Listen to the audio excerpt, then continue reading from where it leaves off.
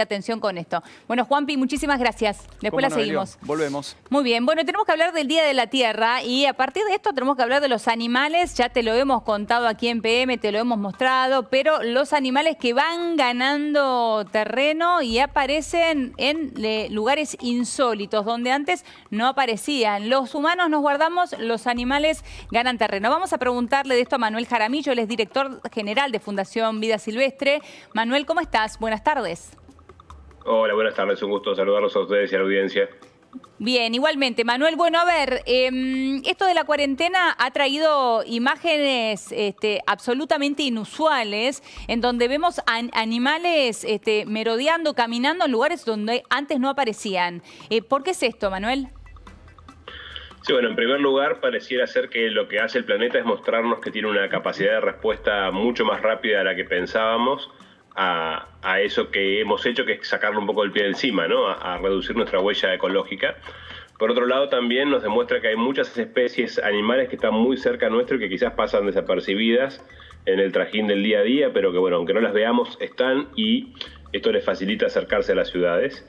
Y de alguna manera también nos interpela un poco sobre el comportamiento que tenemos que tener cuando volvamos a hacer uso de nuestro espacio para no afectar tan negativamente a las especies como lo hacemos habitualmente.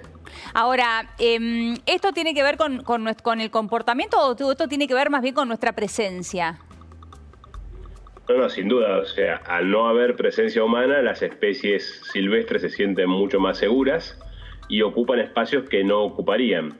Lo que sí también hay que entender que estas especies no vienen de lugares muy lejanos. En muchos casos son especies que frecuentan los alrededores de las ciudades sin que las percibamos, que las podamos ver, y hoy se sienten mucho más confiadas e ingresan al espacio urbano al que nunca hubieran accedido si hubiéramos estado nosotros usándolo. Claro, aquí la cuestión entonces es que ellos nos temen a nosotros. Digo, al vernos, que nosotros nos guardamos, ¿no?, por la cuarentena, entonces ahí pierden ese temor y pueden salir. Sí, y aparte también lo que hemos hecho con nuestra infraestructura, con nuestra circulación, es cortar la conectividad que las especies pueden tener para moverse en un paisaje urbano que muchas veces tiene espacios naturales. Entonces un desafío es repensar el diseño de las ciudades para favorecer las áreas de reservas urbanas o utilizar principalmente especies nativas para el arbolado urbano o para promover en los jardines, para poder facilitar el movimiento de estas especies que muchas veces, como te decía, están alrededor de las ciudades y que no vemos. Obviamente no podemos esperar que haya, como ocurre en el hemisferio norte, osos o lobos intentando circular por las ciudades, pero sí pequeños animales, muchos insectos, muchas aves, podrían formar parte de nuestro paisaje urbano si promoviéramos medidas como las que te comentaba recién. Claro. Bueno, mientras hablamos con vos, Manuel, te digo, estamos viendo jabalíes caminando por Italia, en otros casos en Israel, patos en el medio de la calle en Las Vegas, cabras en Gales. Son impactantes las imágenes, pero me quedé pensando en esto que vos decías recién. Estos animales no vienen de lejos, no es que han caminado muchos kilómetros para estar. Están cerca siempre en la diaria, pero no los vemos. Sí, en muchos casos no los vemos porque ellos no quieren que los veamos, y en otros casos no los vemos porque están cerca, pero no tanto, ¿sí? Ya el propio ruido, hasta el olfato los alerta de nuestra presencia y se alejan. Y hoy, digamos, se acercan, pero no son especies que lleguen de lugares recónditos, y seguramente cuando volvamos a hacer uso del espacio se van a retraer a sus lugares donde suelen estar frecuentemente, y quizás algunos queden atrapados, entre comillas, en nuestro paisaje urbano, y eso es una alerta también que tenemos que tener en cuenta, ¿sí? Si alguno de estos animales, al desplazarse, queda en un área urbana pero deshabitada, por ejemplo, y luego se transforma en un problema, lo cual puede ser, hay que estar preparados para poder reubicarlos en los lugares donde corresponda para que puedan seguir su vida normal, ¿sí? Mal haríamos si cuando volvemos a hacer uso del espacio quedan especies atrapadas en nuestro paisaje urbano y tienen un final no apropiado. Cuando decís especies atrapadas en nuestro espacio urbano, ¿te referís a que las especies comiencen a reproducirse en ese espacio urbano? No, vamos con un ejemplo. Imagínate que, por ejemplo, como puede ocurrir, un coipo que se salga de la Reserva Costanera Sur y se movilice a una plaza de la ciudad de Buenos Aires, cuando vuelva al movimiento no tenga la posibilidad de desplazarse solo para volver al área de la reserva, porque va a haber tráfico, porque va a haber ruido, porque se va a sentir asustado, y ese coipo debería ser tomado por las autoridades de fauna o de ambiente correspondientes y devuelto a su hábitat más protegido, ¿sí? Porque eso puede ocurrir con un coipo, también puede ocurrir con un zorro, o en el caso que ustedes mostraban de Italia en particular, podría ocurrir con un jabalí que queda en un espacio periurbano, y eso hasta podría ser una amenaza para las personas. Entonces, esto va a desatar una nueva necesidad de atención especial al volver a usar Manuel, perdóname por la ignorancia, ¿no? ¿Pero qué es un coipo? Es lo que llamamos nutria. Pasa que se le dice nutria normalmente, pero la nutria es el marino, que es un carnívoro, y lo que llamamos nutria generalmente es el coipo, que es un roedor. Es lo que solemos ver en las lagunas, es como un ratón grandote. Claro, perfecto. Ahora, es mucho el aprendizaje que tenemos que sacar de esto que estamos viendo, de esto que estamos viviendo. Digo, ¿cuál sería para vos la conclusión más importante que tendríamos que sacar de lo que estamos viendo a partir de esta cuarentena? Yo creo que muchas cosas nos van a llevar a pensar, ¿no? Pero a mí la primera reflexión que me viene es que tenemos que bajar un poco nuestro nivel de antropocentrismo y de pensar que somos la especie más importante del planeta. Creo que el planeta nos está recordando algo que nunca debimos olvidar, que es que nosotros necesitamos mucho más de él de lo que él necesita de nosotros. Estamos viendo que con un mes de aislamiento el planeta empieza a ocupar los espacios que eran nuestros supuestamente, y no es que está llamando a gritos a la especie humana para que lo use.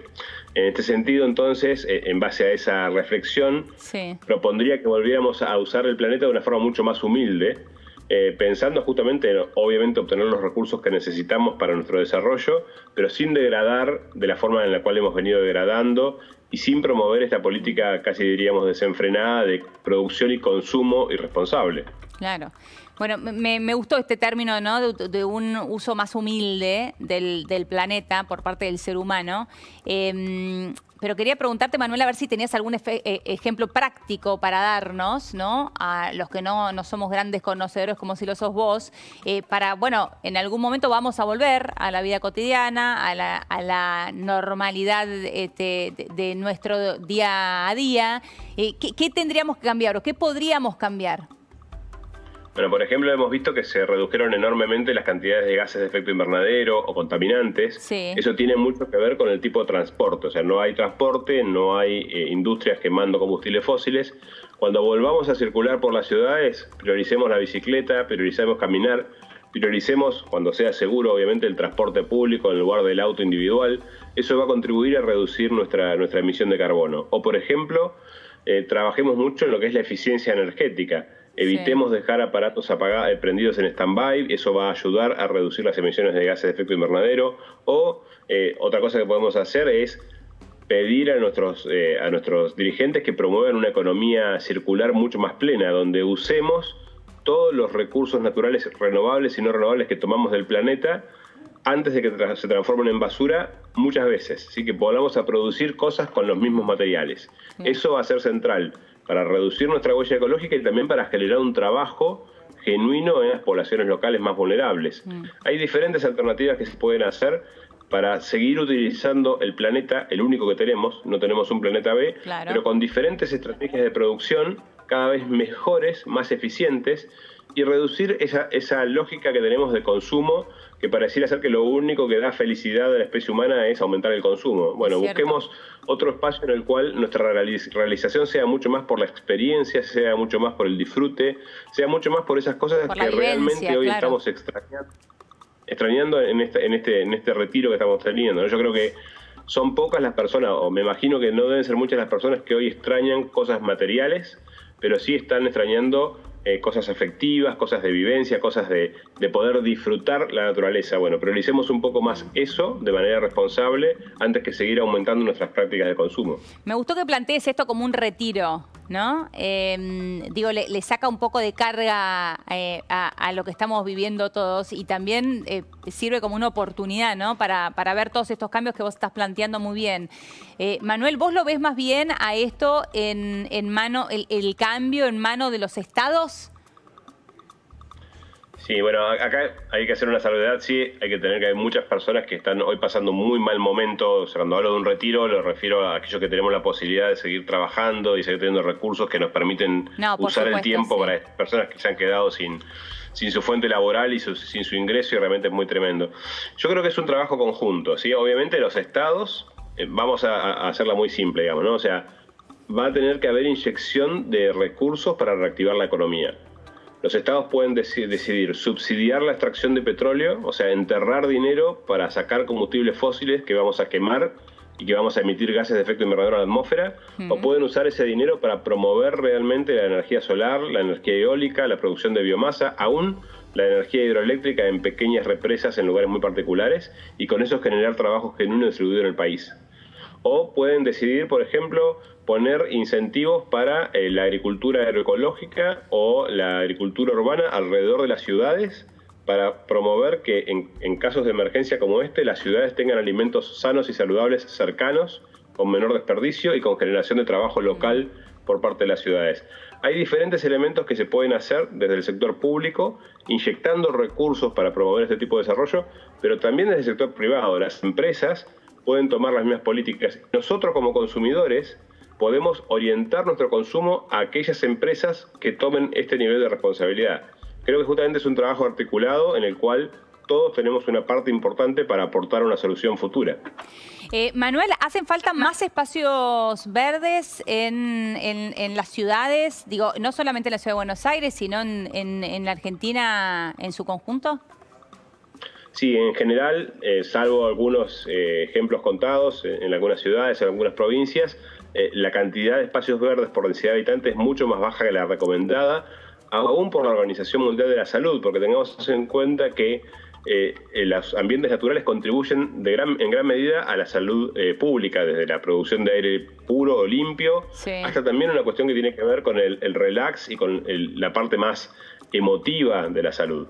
Y justamente a partir del COVID-19 y todos estos problemas que estamos teniendo, hay cada vez un clamor más fuerte de que no se puede separar la salud humana de la salud del resto de los animales, y mucho menos de la salud del planeta. Entonces, hay que analizar la salud planetaria o la salud del ambiente como un componente más de la salud de las personas, y eso en este contexto es central.